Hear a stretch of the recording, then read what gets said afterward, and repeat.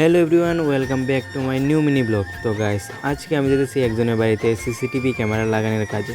তো এটার লিগে ভাবলাম যে তোমাদের সাথেও ভিডিওটা শেয়ার করি। তারপর আমি যখন আমরা ক্লাবের সামনে যেতেছিলাম তখন দেখলাম যে আমাদের ক্লাবেরই কয়েকজন পোলাপেন মিললে সেটা একটা আম ভর্তা বানাইছে। তো এটা লিগে এখানে দাঁড়িয়ে কুদরা আম ভর্তা খাইলাম, আর গরমের মধ্যে আম ভর্তাটা খাইতে একদম সেই মজা লাগে। তো ভাবলাম যে আম ভর্তাটা খাইয়ে সেরে এই কাজে যাই। তারপরে আয় বললাম যার বাড়িতে কাজ করুম তাইনের বাড়িতে। এই দেখো, এটা হচ্ছে সিসিটিভি ক্যামেরা। টোটাল 4টা ক্যামেরা লাগানো হইব তাইনের বাড়িতে। প্রথমে কইছিল 3টা, তো আমরা 3টেই নিয়ে আসলাম। তো এখন আবার আরেকটা আনতে যাওয়ান লাগবে। তো 4টা টোটাল ক্যামেরা লাগানো হইবে তাইনের বাড়িতে। ফার্স্টে আমি বোর্ড বানানোর কাজে লাগিয়েছি, কারণ ক্যামেরার সেট আপটা করতে হলে অনেক বড় একটা বোর্ডের দরকার পড়বো। তো এটা লেগে প্রথমে আমি বোর্ডটি বানাইতেছি তাড়াতাড়ি। আর এটা হচ্ছে তোমার ক্যামেরাগুলোর তার, আর অনেক ধরনের তার আছে, সুতরাং এই তারটা দিয়ে কাজ করতে খুব ভালো লাগে, আর এই তারটা অনেক ভালোই। আর এখানে হচ্ছে মনে করো যে ক্যামেরার মধ্যে 2টা জ্যাক শুধু যাইব।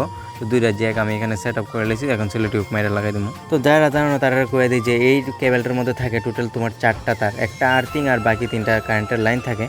তো এটার মধ্যে হলুদ তারটা লাগে না, বাকি 3টা দিয়ে তুমি কাজ করতে পারবে। ক্যামেরার মধ্যে বাকি 3টেই কাজ হয়।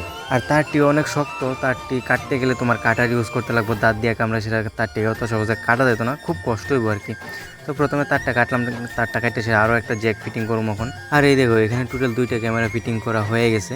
একটা তারা বাড়ির পিছন দিকে আর একটা বাড়ির গেটের এদিকে, 2টা ক্যামেরা 2 দিকে লাগানো হয়ে গেছে, আর টোটাল 2টা বাকি রয়েছে। আর এই দেখো, এটা হচ্ছে ঘরের ভিতরে সেট আপ, যা কিছু লাগানো আছে সব লাগানো হয়েছে, শুধু ডিসপ্লেটা লাগানো হয়েছে না। আর এর মধ্যে 2টা ক্যামেরা লাগানোর পরে শুরু হয়ে গেছে বৃষ্টি।